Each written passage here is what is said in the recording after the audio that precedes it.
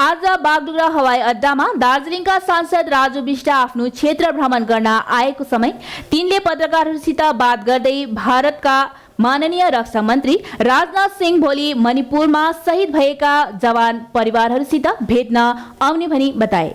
यसको साथै तिनले चाँडै यस क्षेत्रका मानिसहरूको निम्ति 3वटा नयाँ रेलहरू सुरु हुने भनी बताए।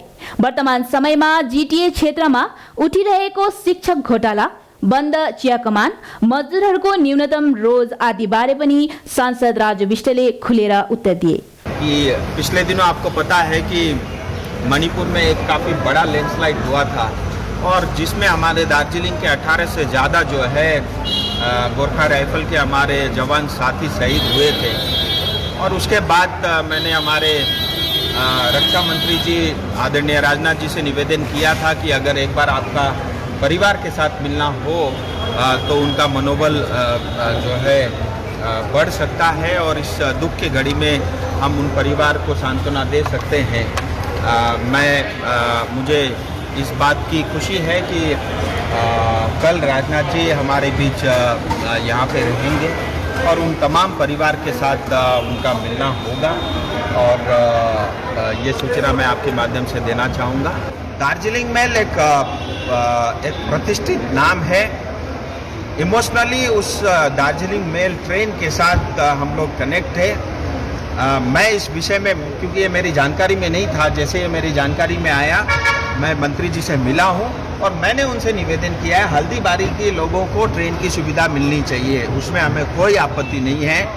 मैंने उनसे विशेष निवेदन ये किया है Darjeeling mail as it is चलता रहे, बल्कि रात को यहाँ से जो छूटती है वो 1 घंटे लेट छूटे और जो है हल्दीबारी के लिए अलग से ट्रेन की सुविधा हो। इस विषय में मेरी बातचीत हो गई, जल्दी इसकी घोषणा होगी। इतना ही नहीं, आने वाले समय में एक दिल्ली के लिए superfast train, Vande Bharat rail, एक सिलीगुड़ी से, एक एनजेपी से और साउथ के लिए भी एक ट्रेन की शुरुआत होगी। ऐसे 3 नई ट्रेन की यहाँ घोषणा होगी और उसमें से एक जो है सेवक से शुरू होकर के उसका इनिशियल पॉइंट सेवक रेल होगा। मैं एक बात कहता हूँ, चाहे जीटीए में जो भैया पूछ रहे हैं, जो एजुकेशन में घोटाले हो रहे हैं, देखिए जहाँ तक सीबीआई और ईडी ये स्वतंत्र रूप से काम करती है, फिर भी एक जिम्मेदार व्यक्ति होने के नाते बहुत ही जिम्मेदारी के साथ मैं ये बता रहा हूँ, सीबीआई और ईडी की जांच नॉर्थ बंगाल में होगी। इसकी शुरुआत हो चुकी है। वो आएंगे, किसको पकड़ेंगे, किसको अंदर डालेंगे, इसमें मैं अभी कोई टिप्पणी नहीं करना चाहता। लेकिन ये सच्चाई है कि जीटीए में 7,000 करोड़ रुपए आए, ये स्वयं मुख्यमंत्री ममता बनर्जी ने इसकी घोषणा की है। उस 7,000 में से 70 करोड़ का भी अगर जनता का काम हुआ हो तो मुझे दिखा दें। तो इसका मतलब 7,000 करोड़ का घोटाला हुआ है, ये तय है, ये जनता भी जानती है। और ये जीटीए जो डब्बा बना रखा है, कुछ लोग इसको संवैधानिक मानते, मैं बिल्कुल नहीं मानता। ये एक ऐसी व्यवस्था है लोगों को डिप्राइव करने के लिए, कुछ पॉलिटिशियन और कुछ कॉन्ट्रैक्टर की सुविधा के लिए और सत्ता में बने रहने के लिए यहाँ से पैसा उठा करके टीएमसी सरकार चलाने के लिए व्यवस्था बनाई गई है। ये गोरखा विरोधी व्यवस्था है। देखिए, दार्जिलिंग का जहाँ तक सवाल है, आज़ादी के बाद 75 वर्ष हुए, देश में कुछ न कुछ नई चीज़ आती रही, ग्रोथ होता रहा।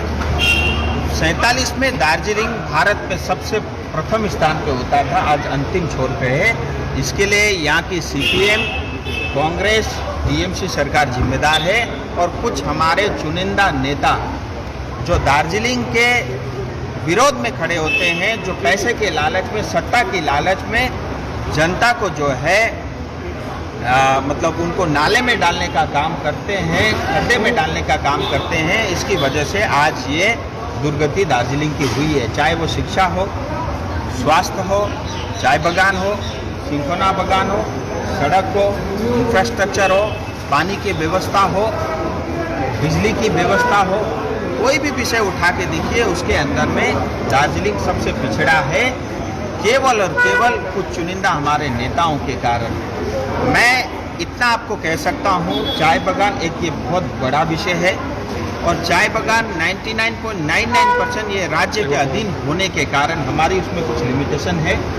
लेकिन मैं आपको बताना चाहूँगा इस बार 171 एक जो है कमिटी रिपोर्ट भी पार्लियामेंट में जमा हुई है और उस कमेटी का मैं स्वयं सदस्य था। स्पष्ट रूप से उसमें हमने कहा है कि दार्जिलिंग के जो 86 चाय बागान है उसका पुनरुद्धार होना चाहिए। इसके अलावा वर्कर के लिए मिनिमम वेज एक जो कानून पास हुआ है जल्द से जल्द पश्चिम बंगाल में लागू होना चाहिए।